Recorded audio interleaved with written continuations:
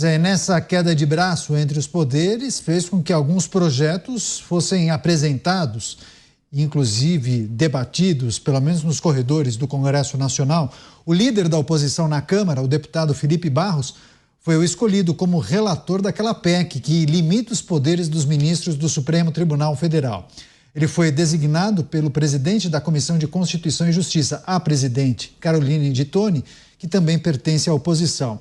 Essa PEC foi destravada após uma queda de braço entre o STF e o Congresso Nacional. A medida limita decisões monocráticas do STF, ou seja, de um ministro só e de outros tribunais superiores.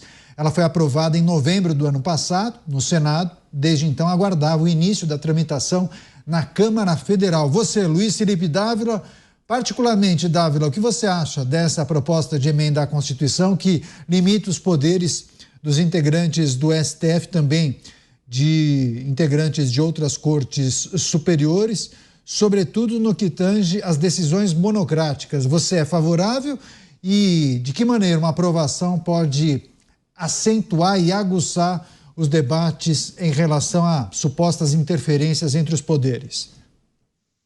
Caniato, eu sou totalmente favorável ao fim das decisões monocráticas. A Suprema Corte Brasileira tem de agir como um colegiado, ou seja, é a função de todos os juízes se manifestando sobre aquele caso é que tem que valer, e não a opinião individual de um juiz.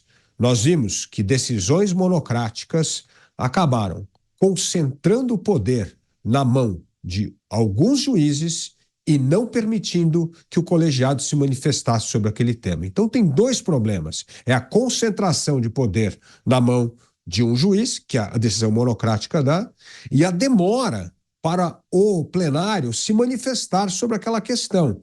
Portanto, acabar com as decisões monocráticas é uma forma de restaurar o espírito de corte constitucional, que sempre fala nos autos e na decisão do colegiado. Dávila, hoje é quarta-feira, né? Um dia muito conhecido por ser véspera do seu programa. Amanhã, entrevista com o Dávila, 10 da noite. Conta pra gente quem será o seu convidado, o que o nosso público pode esperar desse programa amanhã. Olha, Caniato, amanhã nós teremos entrevista com Dávila, Gilberto Kassab, talvez um dos maiores articuladores políticos do país, e ele vai contar coisas muito interessantes para nós entendermos melhor a nossa política e quais são as suas prioridades e os seus planos, inclusive para 26. É isso, Gilberto Kassab, ele presidente do PSD, foi prefeito de São Paulo, foi ministro, enfim, uma figura muito conhecida da política brasileira, será entrevistado pelo Luiz Felipe Dávila amanhã. Entrevista com o Dávila, 10 da noite, depois do Jornal Jovem Pan. Girando com os nossos comentaristas, você, Roberto Mota. Oposição vai relatar aquela PEC que limita os poderes do Supremo Tribunal Federal. É preciso promover ajustes no que tange a atuação dos ministros de cortes superiores, Mota? Sim, mas eu acho que a gente não pode ser ingênuo. A única forma eficiente e sustentável de promover esses ajustes é através da iniciativa da própria Corte. Qualquer outra forma está sujeita a ser considerada inválida pela própria Corte, que é a decisora sobre constitucionalidade de qualquer medida. Explicando de outra forma, é como se você estivesse jogando um videogame contra vários oponentes. Só que um desses oponentes tem um superpoder de apagar os poderes de todos os outros jogadores. Não importa qual seja o truque que você criar, porque seja lá qual for ele, o seu oponente tem o superpoder de apagar todos os truques. Né? Isso é uma forma simplificada de descrever o dilema que o Brasil está vivendo hoje. Então, se a gente tem um histórico complicado que a gente tem nos últimos anos, para mim está evidente que a única forma de colocar esse país, essa república de novo nos trilhos, é através do princípio da autocontenção. Eu, sinceramente, não vejo o que impede, qualquer que seja a regra que for aprovada pelo Congresso, de ser considerada como inconstitucional. inválida. E aí? O Congresso vai fazer o quê?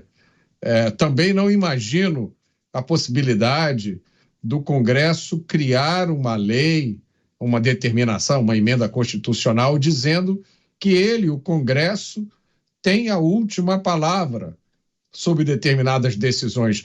Embora muitas vezes seja um desejo nosso, quando a gente vê uma decisão judicial que, na nossa opinião, afronta a lógica, afronta a decisão da maioria da população. E eu citaria aqui, como exemplo mais cristalino disso, a história da descriminalização das 40 gramas de drogas, né? Mas eu também não acho que isso é, no contexto atual do Brasil, uma decisão sustentável. Então, muitas vezes é melhor a gente engolir a nossa ingenuidade, experimentar o gosto amargo da realidade e melhor perseverar num caminho que é difícil, cheio de obstáculos, incerto, mas que vai dar uma solução sustentável, do que a gente ficar se iludindo com medidas que não vão a lugar nenhum. Quer fechar você rapidamente, Beraldo? Não, o caminho sustentável para a situação que vivemos hoje, na minha opinião, é uma nova Constituição. E por que essa nova Constituição é necessária? Porque a Constituição de 88, ela trata de absolutamente todos os aspectos da vida do cidadão, e uma Constituição não pode ser assim. É justamente o formato da nossa Constituição que promoveu esse desequilíbrio que a gente vê hoje entre os poderes da República.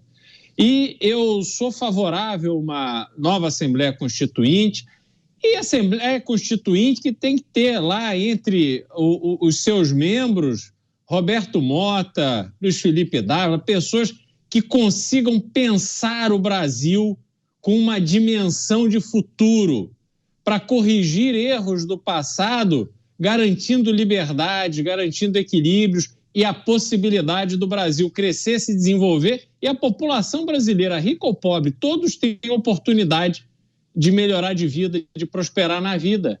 A Constituição tem que dar as bases e, com a autonomia, sobretudo de estados e municípios, você poder estabelecer a sua regra de convivência naquele universo que te alcança.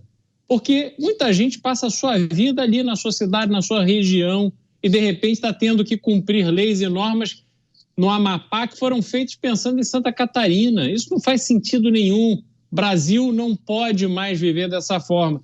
Temos que, para nos unirmos e sermos fortes, respeitar as nossas diferenças.